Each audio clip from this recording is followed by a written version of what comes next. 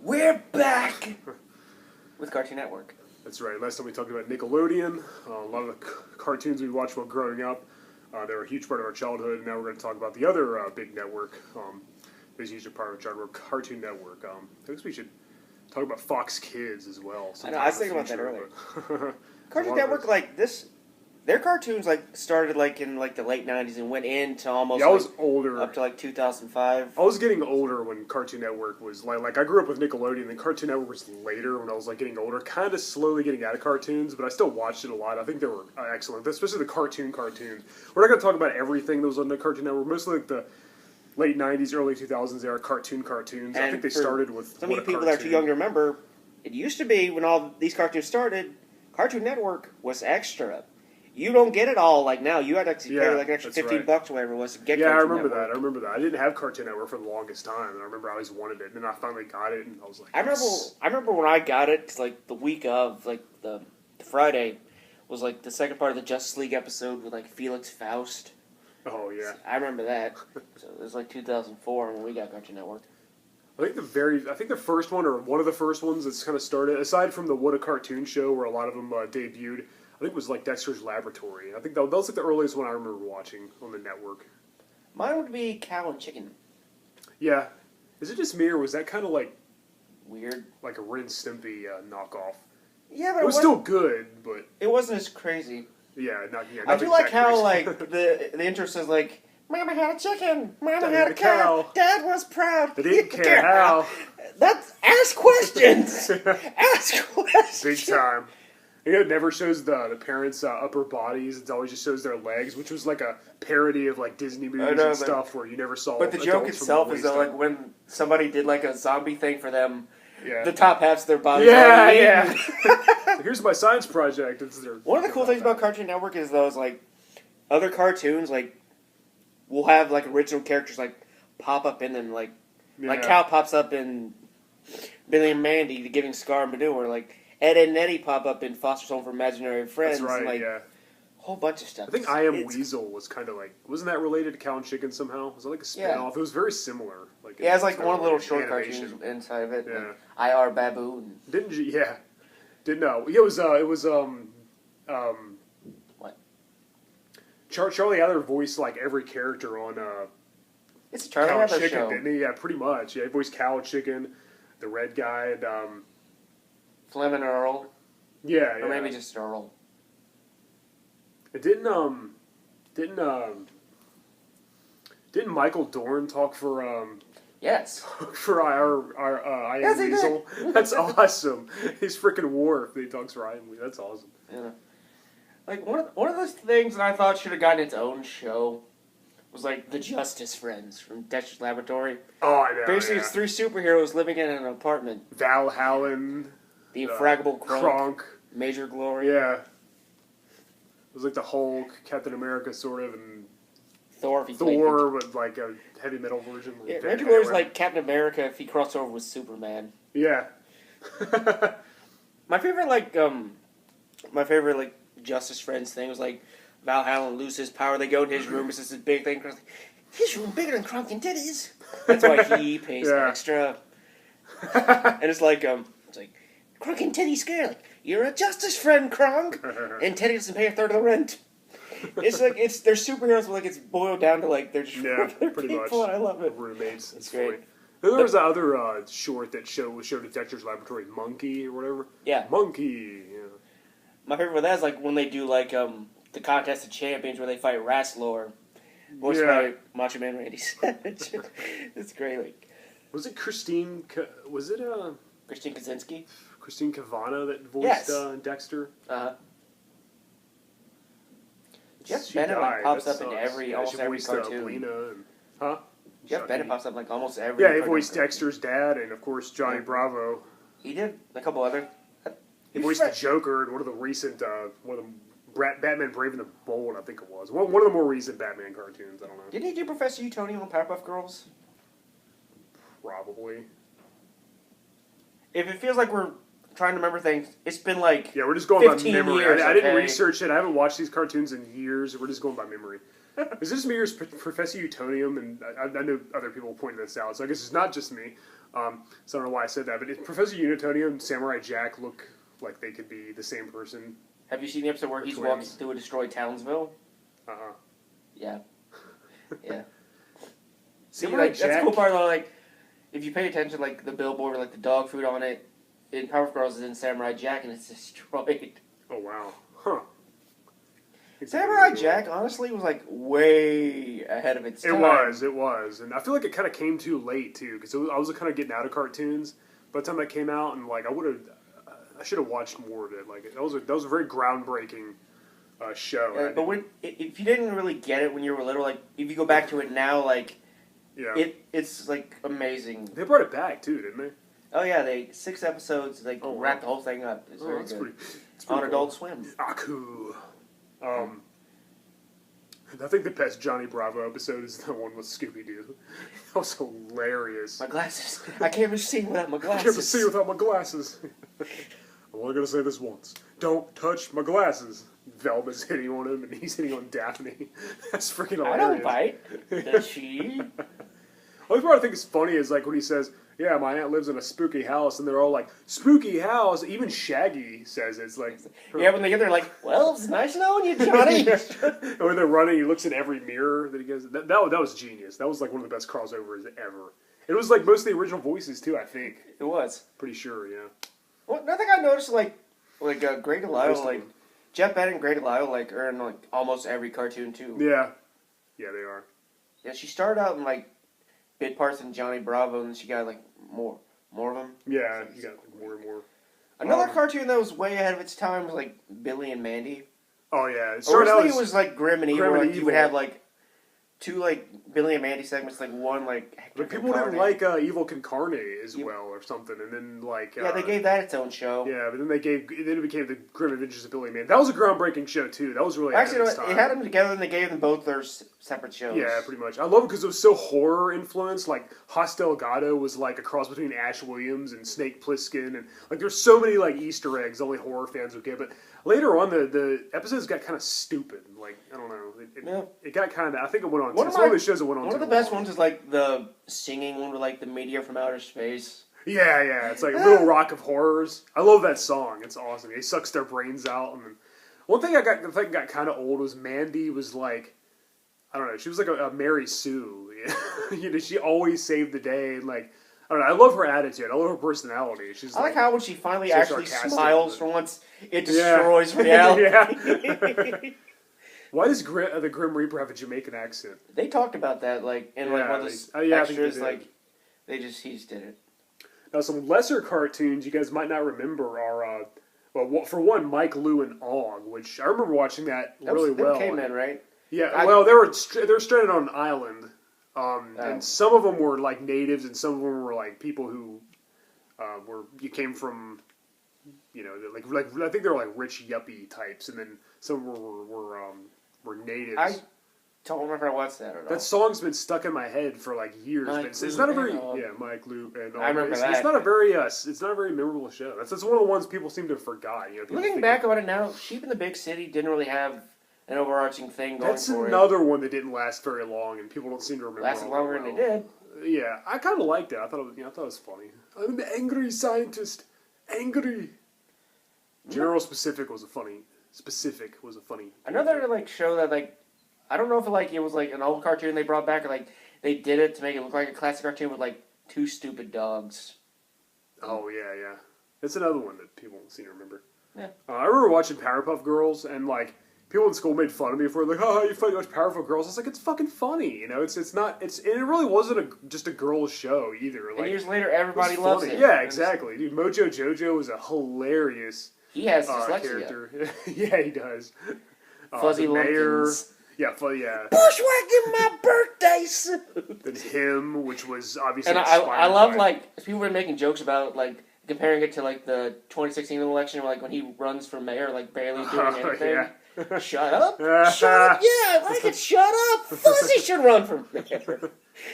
Gangrene Gang. The best thing he ever did was like put Miss Bellum in like shorts like that shirt tight. Oh yeah, never showed her face. And like they go to get the mayor, like. Yeah, that Jaguar brings around. He doesn't care about anything except like Fuzzy's wearing his hat. And and he's like, "Help me catch my pig." I love all these cartoons. I think the villains in that show were like the best part. Like him was obviously inspired by the Blue Meanie, the Chief Blue Meanie. I like how nobody compares. He's a gay lobster monster from hell. Yeah. He's like the Grumble, and that wouldn't fly to. Same voice too. Yeah, that wouldn't fly today. There'd be like petitions and everything, and it was great. Yeah, yeah, you're right. Like at the Crank Call episode, they go busting on him. He's like working out. It's great. I think Ed, Edd n Eddy was like maybe the longest running. He got its own movie. Cartoon Network show. What I hate is like instead of doing like a 6th season, they did the movie. But the movie finally met Eddie's brother. Yeah, it was kind of anticlimactic. It was like I don't know, he reminded his brother reminded me way too much of my old roommate, which I don't know, just kind of bothered me. But it was weird. Like he built his brother up like so much during the whole series, and we finally saw him.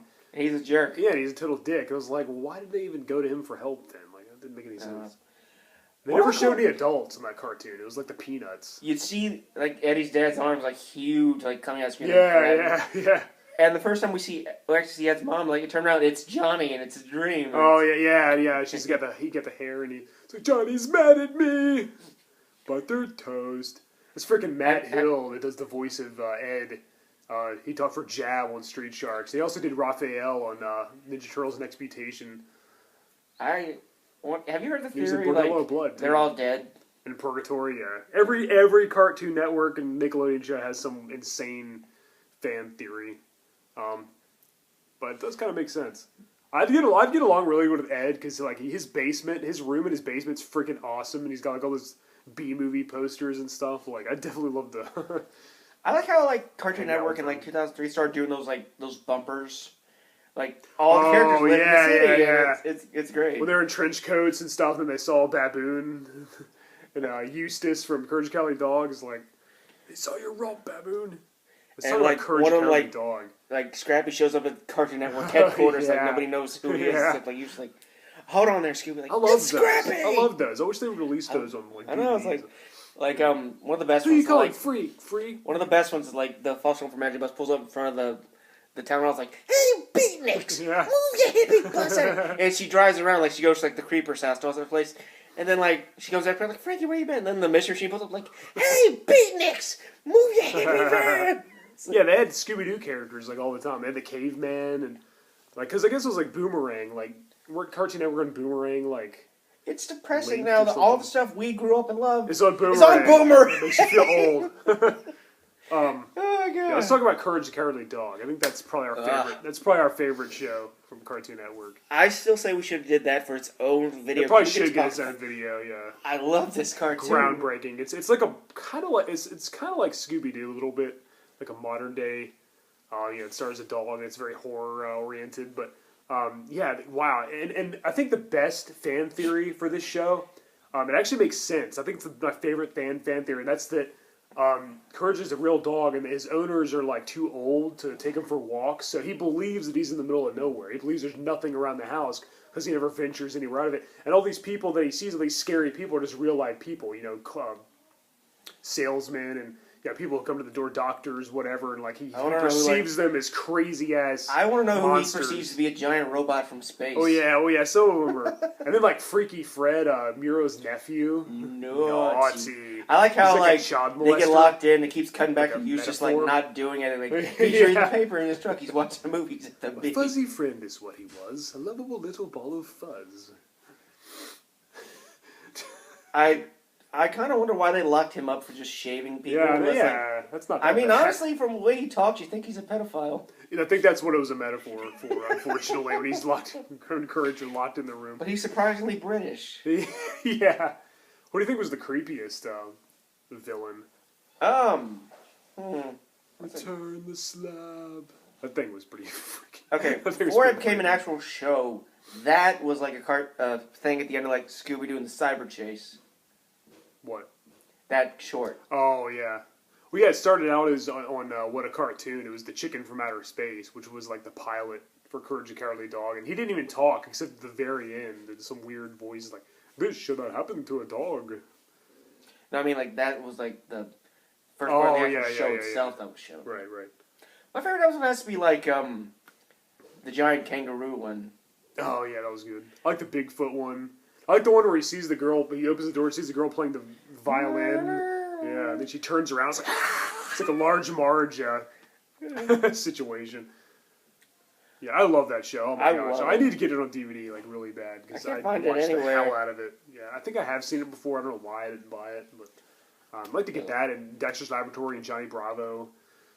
I don't think they've released Johnny Bravo on DVD yet. Yeah, probably not. I don't know. Maybe. Come to think of it, I think I do remember seeing it on DVD, but I don't know. You probably have to order it. Yeah, then there were shows like Time Squad and... Time Squad was ahead of its time. Yeah, that was a good show, Jack, but it didn't make any sense, because it's like they had to go back and make sure things happened, but they already happened, like, things in history. Okay, so, like, they go back in time, like, stuff's, like, changing. It's like, Paul Revere's afraid of horses. Yeah, yeah. Abe Lincoln gets fed up with being a nice guy and wants to be a jerk, so they gotta prank him to make...